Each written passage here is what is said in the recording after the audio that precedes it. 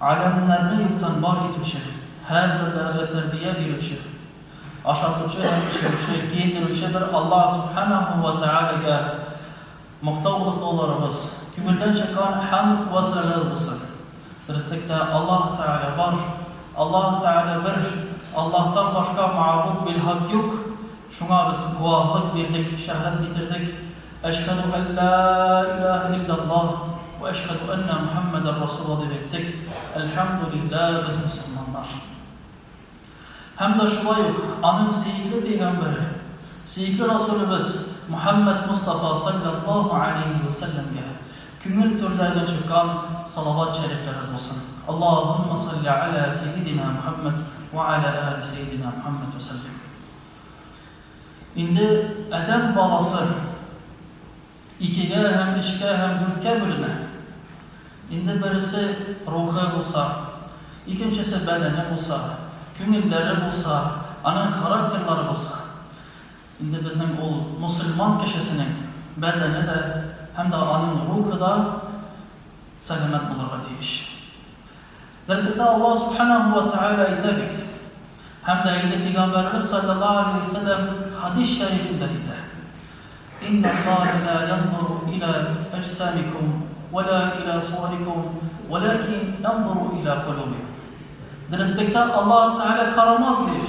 Sizin kiyimlerinizge, sizin istegizge, sizin eylerinizge, maşinalarımıza Allah Teala karamaz. Ama de ki Allah Teala karar bizden küngüllerimizge. Küngüllerimiz ne halette bulur iken. Hem de yine Müslüman kişisinin, Müslüman bendesinin küngülü ilmi saf bulurlar deyiş. Hem de o şul saflıkka kişi erişirken deyiş. Hem de erişe olmasa da ol yolda bulurlar deyiş. İndiyseniz Allah Subhanahu ve Teala Şuara suresinde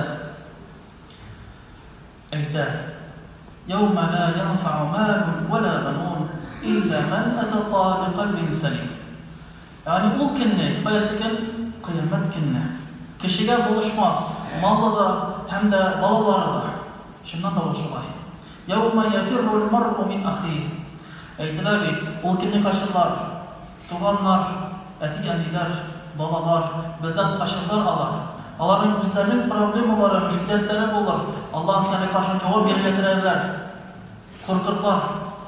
Ama diyor ki Allah Teala illa men atallah bi kalbin selim. Yani çün çista arpa küngül bilen kelgenler gene Allah Teala kıtkarır. Cehennem oturan uçar bulmazlar cemaat. Hem de indi ol eyber yani küngülün çistalığı. Nindi usullar bilen bakmasın. En birincide hem de en mühim eyberlerde o da olsa bana gaybet zararı var. Gaybet diyen zarar o bizim küngüllerimizge hatta kendimize de ziyan salar. Hem de biz bu eyberden görevimiz indi küngülümüz dişik telimiz bilen bizden beyli. Dişik küngülümüz televizyon beyli, telimiz de küngülümüzden beyli. Eytiler ve kübme kübrek zikir kılsan televizyon bilen küngüllerini de zikir kıla başlar Allah-u Teala'nın.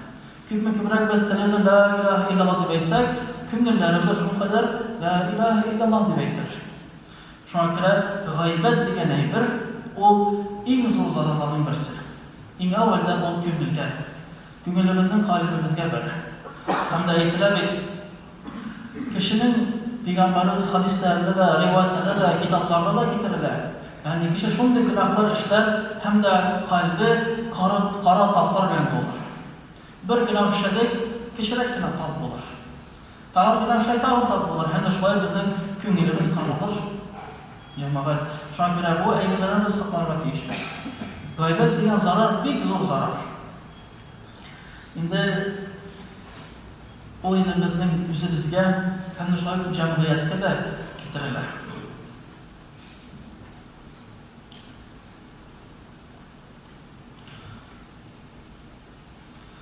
Kızlaşka karşı büyük kişiler gaybetini zor günahka salamırlar. Zor günahka salamırlar. Nerse bulgansın, min bildiresin eytem, min bildiresin kalan deyip, deresin sildim deyip eyteler. Hatta Peygamberimiz sallallahu aleyhi ve sellem hadis-i şerifini biliriz. Aişe anamız radıyallahu anh'a bilen bazardan yegen vakitte, bazardan Kur'an'dan varan vakitte Aişe anamız göre bir ızım kişini gördüğü eyler, ya Allah'ım nindi ızım kişidir. Kulaklarımıza lehimde Peygamber Efendimiz Peygamberimiz sallallahu aleyhi ve sellem tekirdir. Ayşe anamız tekirer hem de ilk kiseye bular. Şu an göre Allah ayetler. اَيُحِبُّ أَحَدُكُمْ اَنْ يَأْكُلَ لَحْمَ أَخِيهِ مَيْتًا فَكَرِهْتُمُوهُ. Narsa değil, mana gıybet silegeç, gıybet yengeç.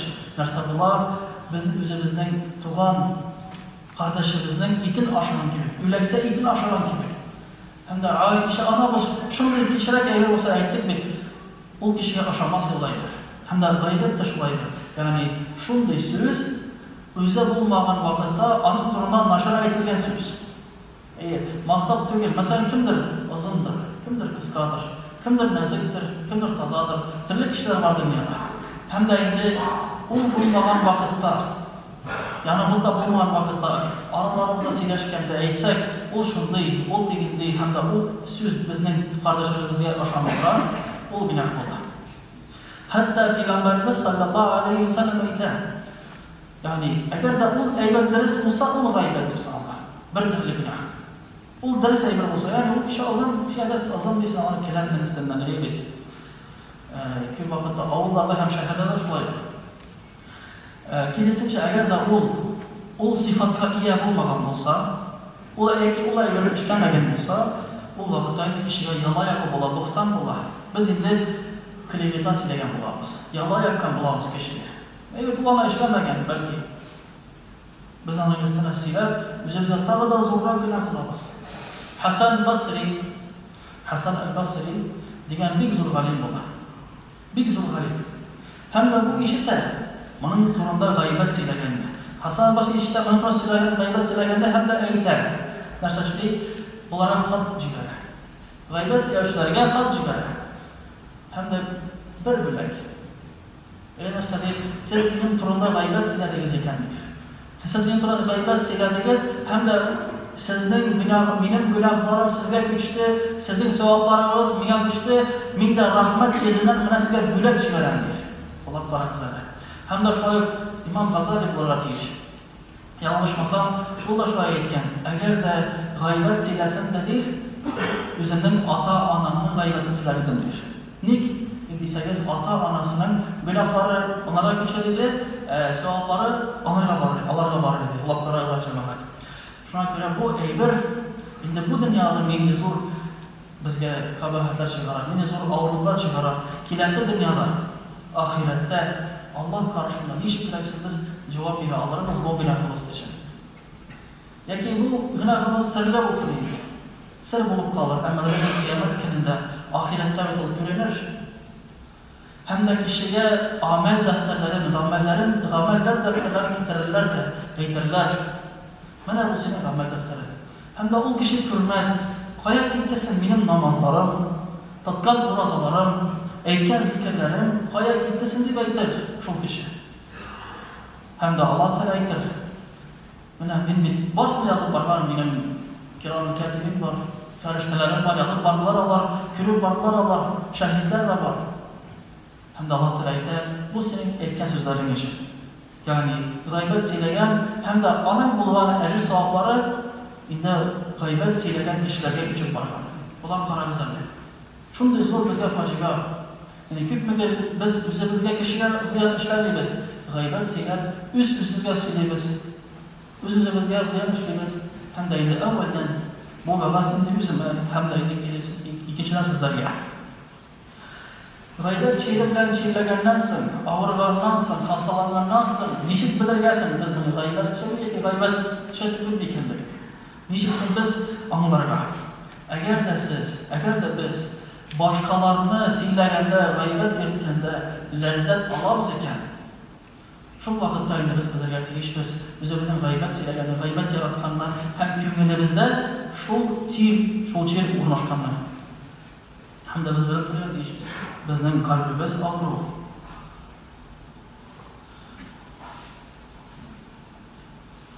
Shunday aytib jamoat siylagina tugul hamda uni tinglab turishda harom.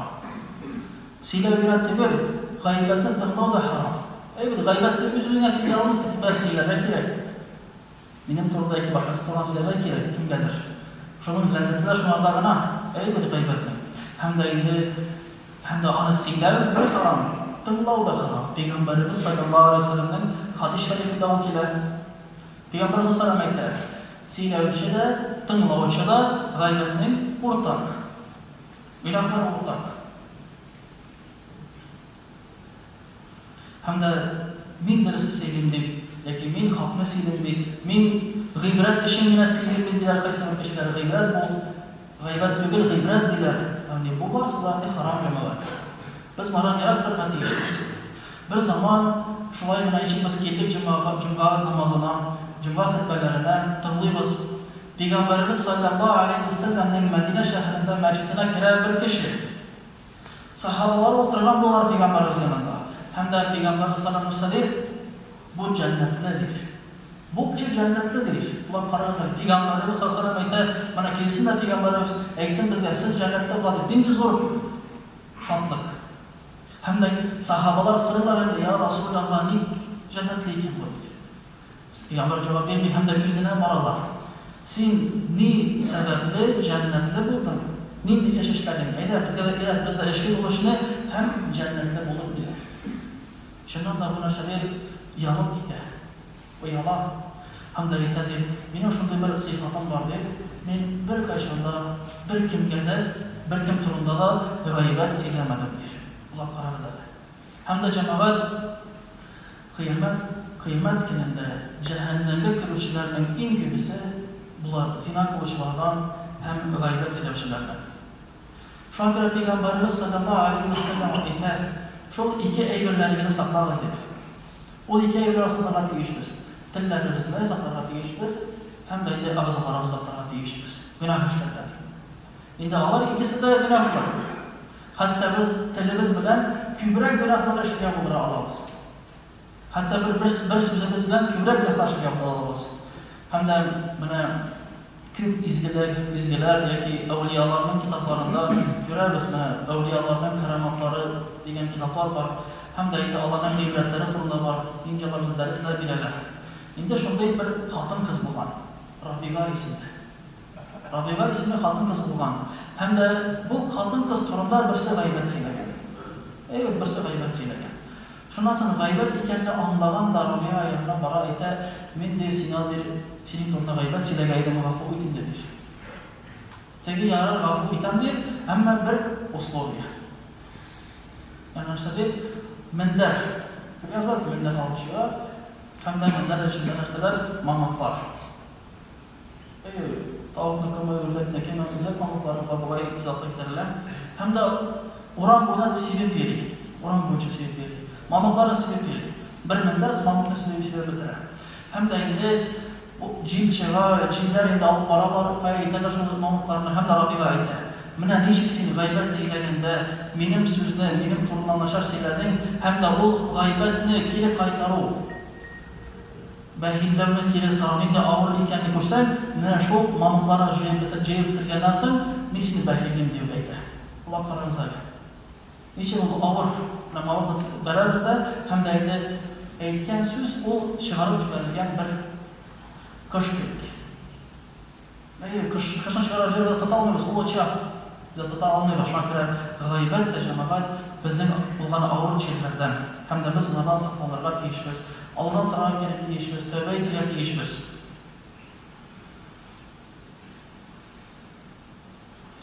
Telimizi saklasak, dinimizi saklarız.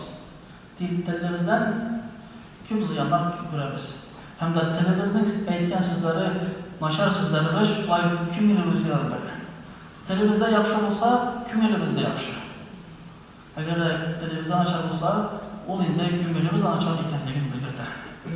وأقول قولي هذا وأستغفر الله غفر لي ولكم ولسائر الجماعة المسلمين حاضرين أجمعين إنه هو الغفور الرحيم الجواد الكريم والسميع الدعاء